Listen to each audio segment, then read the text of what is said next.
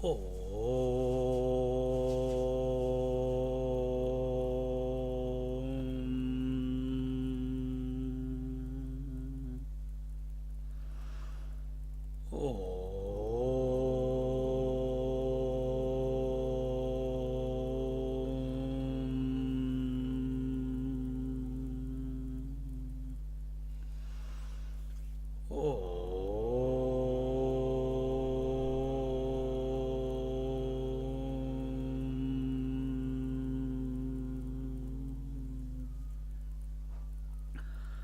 गुरुर्ब्रह्मा गुरुर्विष्णुः गुरुर्देवो महेश्वरः गुरुः साक्षात् परं ब्रह्म तस्मै श्री गुरवे नमः तस्मै श्री गुरवे नमः तस्मै श्री गुरवे नमः.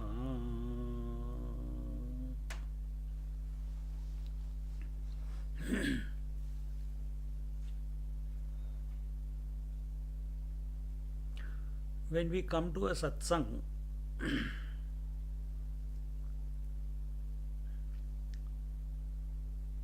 or we don't go to a satsang, what could be the reasons? We don't go to a satsang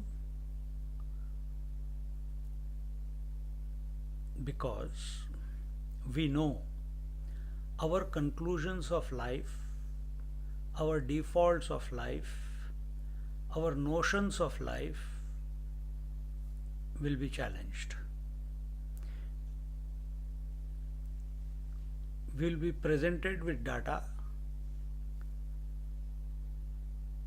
which our intellect says is, yes, it could be that way, it is right that way.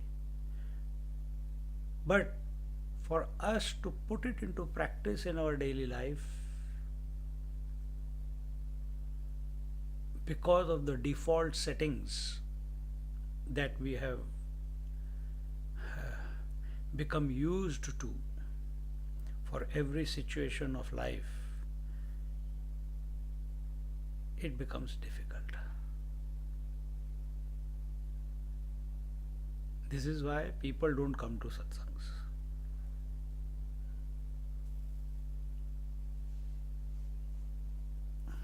And why do people come to satsangs or should go to satsangs? Because this is the place for 10 minutes, half an hour, 1 hour, without doing anything, without any humongous effort on your part. You leave the world behind and are available to the higher divine principle.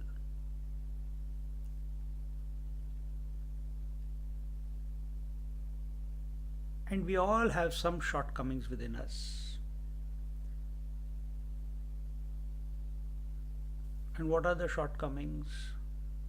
Shortcomings are that in order to achieve something, I have to put efforts. Shortcomings are, these are the notions, default notions, that this world was there before I was born. This world will continue after I die. That food and drinks are essential for survival.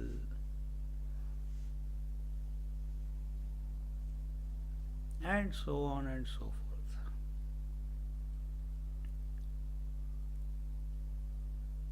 God is above somewhere. God is in the temples.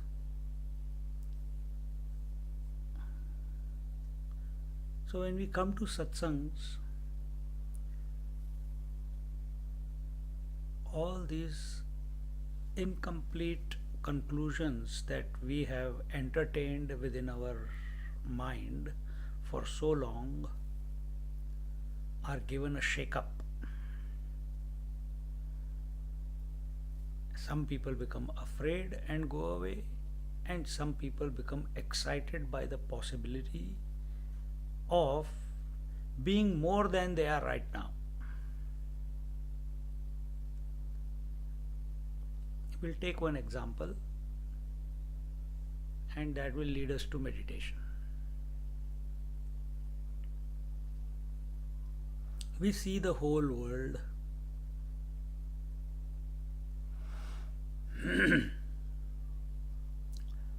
how do we see the whole world? We believe that the whole world is seen because of the light of the sun. And that is the reason when the sun goes out of sight at night, if there was no electricity, then we won't be able to cognize any form whatsoever. It will be pitch dark.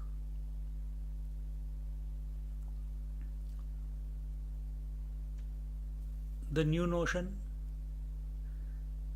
with this old notion, you can blame your ignorance of something and blame it on sun. Oh, he was not there, therefore I could not see it. When he is there, oh, it is cloudy, I can't, the sun, the light is not as bright as it should be, therefore I am not able to. You can blame the sun for the lack of water, you can blame the sun for dry earth, you can blame the sun for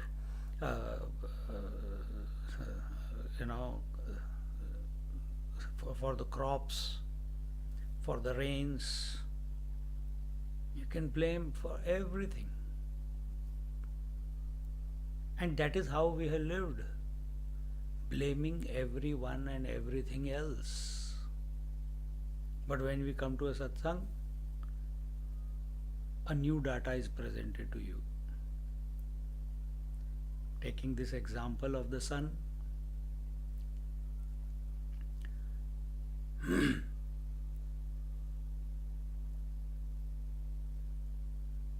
if sun is illuminating the whole world, whole earth, the question is put to the seeker. Who is illuminating the sun? You will say, oh, sun is self-effulgent. It has its own light. But that is incomplete answer. That is incomplete answer. Your eyes are illuminating the sun. So if sun is illuminating the earth, sun is more powerful than the earth. Illuminator, illumined. If our eyes are illuminating the sun, meaning if we did not have eyes, will we be able to see the sun? So our eyes become more powerful than the sun and the moon and the stars and the lightning.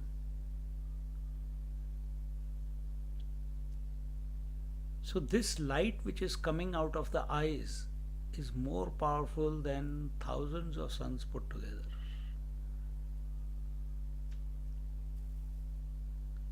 Don't stop there. Do you know your eyes see? Your eyes illuminate? Yes. They are illuminating. How do you know it? Because I know it.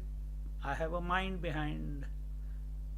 Oh, the mind knows that the eyes are illuminating the universe. So mind becomes more powerful than the eyes.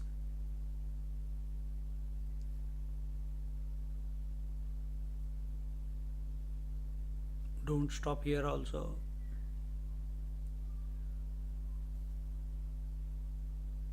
Who knows the mind is thinking? Who knows the mind is coming to these conclusions? that the sun is illuminating the earth, and the eyes are illuminating the sun, and the mind is illuminating the eyes. This conclusion, do you know? Yes. Where was this conclusion? In the mind. Who knows this conclusion? I. Are you observing these conclusions coming and going? Thoughts coming and going? Yes.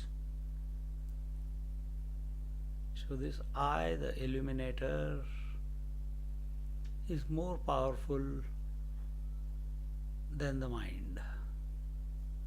Sun was more powerful than the mind, therefore it was able to illuminate. Eyes were illuminating the sun, therefore more powerful and pervasive. Sun can illuminate only the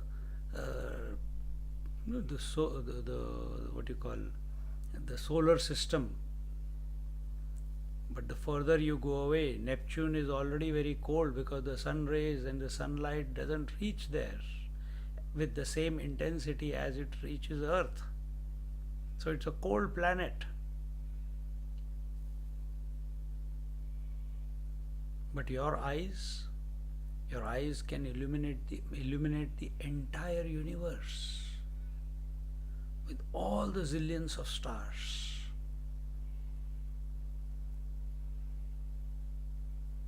And that source of vision, the eyes, is illuminated by the mind. So the illuminator is more powerful, more expansive, more bright, and that is our mind. And even this mind, which cannot function without thoughts, is also illuminated by some other principle which we are saying as I. I know the mind is having these thoughts. I know the mind has come to these conclusions. I know I don't know this, or I know this. So this I is even a greater illuminator than the mind.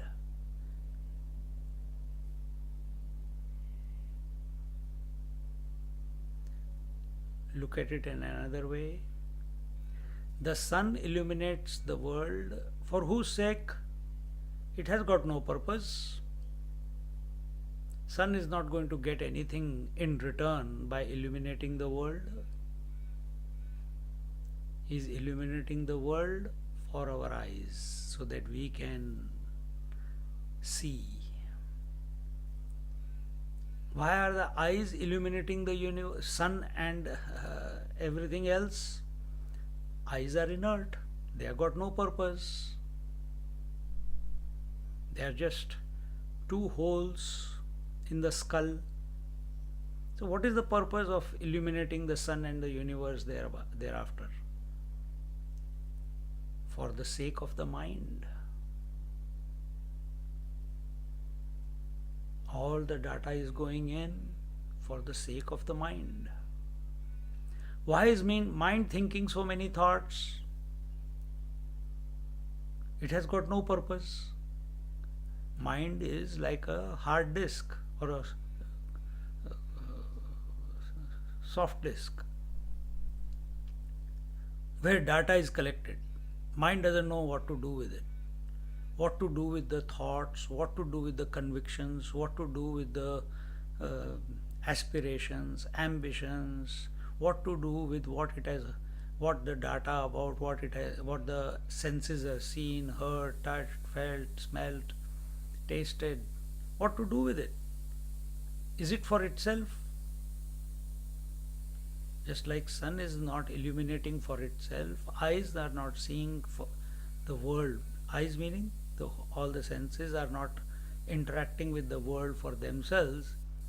Same way, mind is also not thinking for itself. Then for whom is the mind thinking?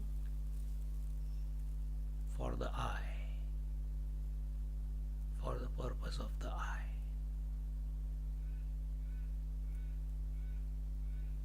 Mind is also inert. Just one thought coming, going, coming, going, coming, going. It has got no purpose. All this is happening for the sake of the I. So whether you look at the self as the illuminator of the mind, mind being the illuminator of the senses, senses illuminating the world, or the world as a stimuli for the senses, senses are the stimuli for the mind, and thoughts are the thoughts and the mind are for the sake of the I. Now, your notion about your interaction about the world, a new data has been presented. Just like once upon a time, they believed in Europe, not in India, that the world was flat. Till in the 17th century it was proved that the earth is round.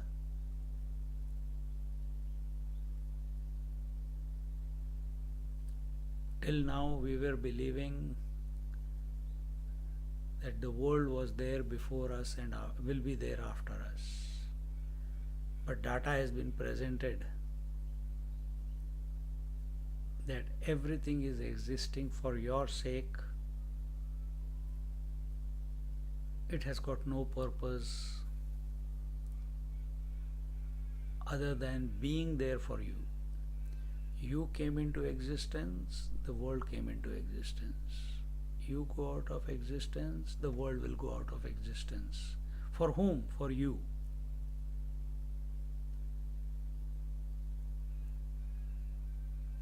Now, that which has come into existence, if you try to search and find a way, what is this world? What is this world? It's continuously changing. You can never catch it.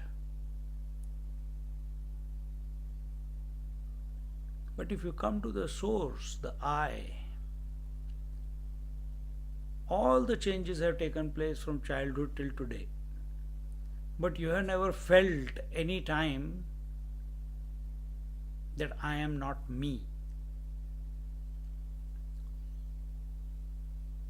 I has been a continuous principle functioning in spite of all the changes. Different convictions, different thoughts, different emotions, thousands and thousands and thousands of breaths, thousands and zillions of activity at the body level, sensory level, but I has remained constant.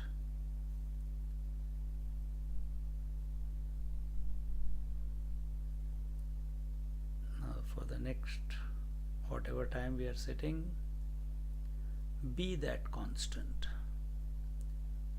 Let wherever your mind go, just bring it back and be attentive of the constant in whose presence whatever the mind is doing or senses are doing, don't get involved in them. Be the constant principle. Be the unchanging one. Be the one in whose light the mind and the senses are functioning.